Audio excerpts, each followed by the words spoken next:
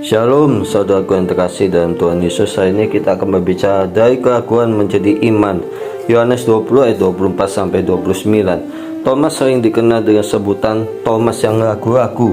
Ketika murid-murid lain berkata bahwa Yesus sudah bangkit, Thomas tidak langsung percaya. Yohanes 20 ayat 25. Sebelum aku melihat bekas paku pada tangannya, dan sebelum aku mencucukkan jariku ke dalam bekas paku itu dan mencucukkan ke tanganku ke dalam lambungnya, sekali-kali aku tidak akan percaya. Kadang kita juga seperti Thomas, sulit percaya ketika doa belum dijawab, bingung saat keadaan hidup berat, mempertanyakan kehadiran Tuhan. Namun kabar baiknya, Yesus tidak meninggalkan Thomas dalam keraguannya. Yesus datang untuk memulihkannya. Yang pertama, Tuhan mengerti pergumulan dan keraguan kita. Thomas tidak hadir ketika Yesus pertama kali menampakkan diri kepada murid-muridnya. Mungkin Thomas sedang kecewa, takut, kehilangan harapan. Yesus tahu isi hati Thomas. 8 hari kemudian Yesus datang lagi dan berkata, "Taruhlah jarimu di sini." Yohanes 20 ayat 27. Yesus tidak marah kepada Thomas. Yesus memahami pergumulannya. Kadang kita berpikir, Tuhan pasti kecewa karena aku ragu. Tetapi Tuhan justru datang mendekat untuk menguatkan iman kita. Mazmur 103 ayat 13-14.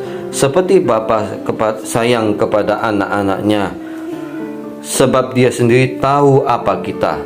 Yang kedua, Tuhan memberi bukti kasih dan kuasa-Nya. Yesus menunjukkan tangan dan lambungnya kepada Thomas. Bekas luka itu menjadi bukti Yesus sungguh mati dan sungguh bangkit.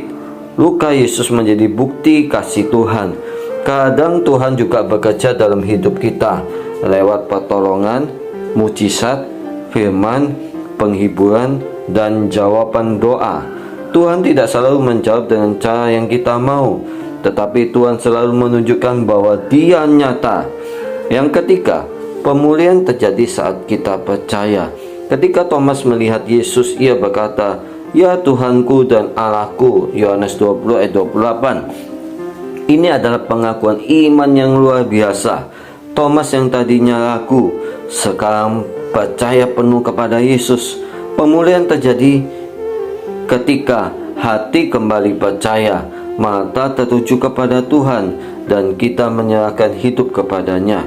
Yang keempat, iman yang dewasa tidak tergantung pada penglihatan. Yesus berkata, "Berbahagialah mereka yang tidak melihat namun percaya." Yohanes 20 ayat 29.